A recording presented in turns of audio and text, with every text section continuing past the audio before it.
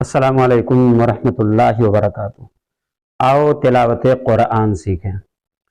سبق نمبر 8 میں آج مد کے بارے میں گفتگو ہوگی۔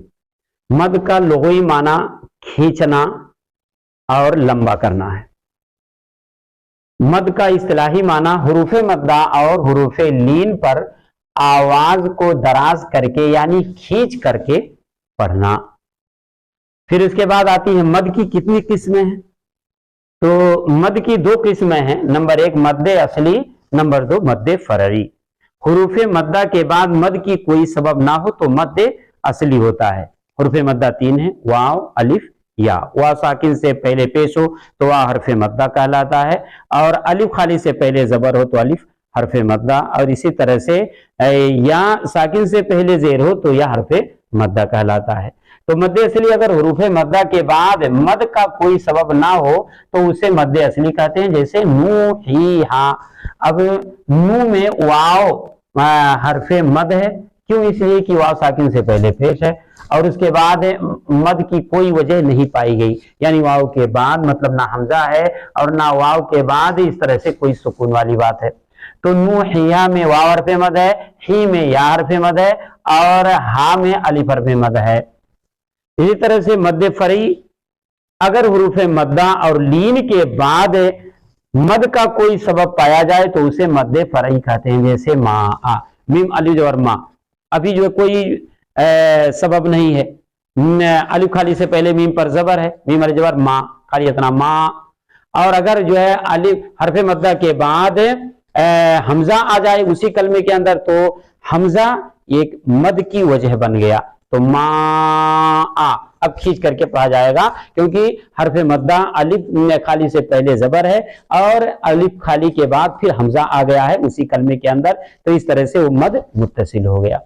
اسباب مد کتنے ہیں، یعنی مد کتنے وجہ سے ہوتے ہیں، کتنے اسباب ہوتے ہیں جس کی وجہ سے کھینچ کر کے پڑھا جاتا ہے؟ تو اسباب مد 2 ہیں، نمبر 1 حمزہ اور نمبر 2 سکون، یعنی حروف مدہ کے بعد اسی کلمے میں حمزہ آئے تو اس طرح سے مد متصل ہو جاتا ہے، اور اسی طرح سے حروف مدہ کے بعد سکون آئے، سکون عارضی ہو یا اس طرح سے پہلے سے ہو تو وہاں پر بھی مد متصل ہو جاتا ہے۔ سکون کی باتیں بعد میں کریں گے، پہلے حمزہ کے بارے میں بات اچھی طرح سمجھ لیجئے۔ اگر سبب مد حمزہ ہو تو اس کی 2 قسمیں ہیں، نمبر 1 مد متصل اور نمبر 2 مد منفصل۔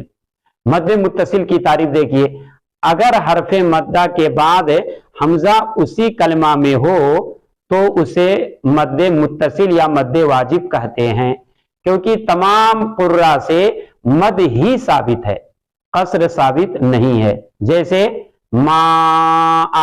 اب یہاں پر میم الف اور ما، الف خالی سے پہلے میم پر زبر تو الف یہ حرف مد ہو گیا، لیکن حمزہ اسی کلمے میں ہے تو جو ہے اس طرح سے حرف مد کو مد متصل بنا کر کے لمبا کر کے کھینچ کر پڑھا جائے گا۔ ما، یعنی حرف مد کے بعد حمزہ اسی کلمے میں ہو تو جو ہے مد متصل ہو جاتا ہے، بڑا مد ہوتا ہے۔ ما سما بنا سا جا حنفاء۔ اسی طرح سے مد متصل کی مقدار بھی جو ہے ذہن میں رکھیے، 2.5 سے 4 الف تک دراز کر کے پڑھیں گے۔ مد متصل یعنی جو بڑا مد ہوتا ہے، حرف مدہ کے بعد حمزہ اسی کلمے میں ہو تو جو حرف مدہ ہوتا ہے مد متصل ہو جاتا ہے، بڑے مد کی علامت ہوتی ہے، اور اس کو 2.5 سے لے کر کے 4 الف تک لمبا کر کے کھینچ کر پڑھا جاتا ہے۔ اس کے بعد آتی ہے مد منفصل کی بات، اگر حروف مدہ کے بعد حمزہ دوسرے کلمے میں ہو، اسی کلمے میں نہیں، تو اسے مد منفصل کہتے ہیں۔ منفصل کے معنی ہوتے ہیں جو ہے الگ، یعنی اب حمزہ دوسرے کلمے میں ہو گیا، یا مد جائز کہتے ہیں، اس لیے کہ اس میں قصر بھی ثابت ہے۔ جیسے دیکھیں یہاں پر فی انفسکم، اب یہاں پر فی جرفی، یہ ساکن سے پہلے زیر ہے تو یہ حرف مد کہلاتا ہے۔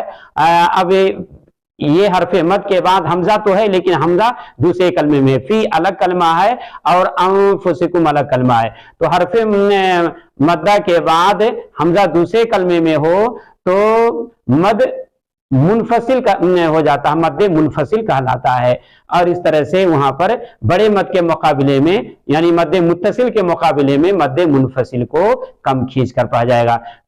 फी अंफुसिकुम मा अअबुद मा असाबा मा अगना फी अज़वाजिकुम फी आयातिना। इसकी जो है मिकदार 2 से लेकर के 3 और इस तरह से 4 अलिफ तक भी दराज करके पढ़ सकते हैं।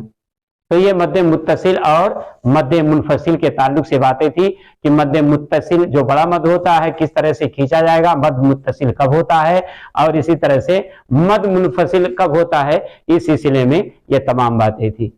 अस्सलामु अलैकुम व रहमतुल्लाहि व बरकातुहू।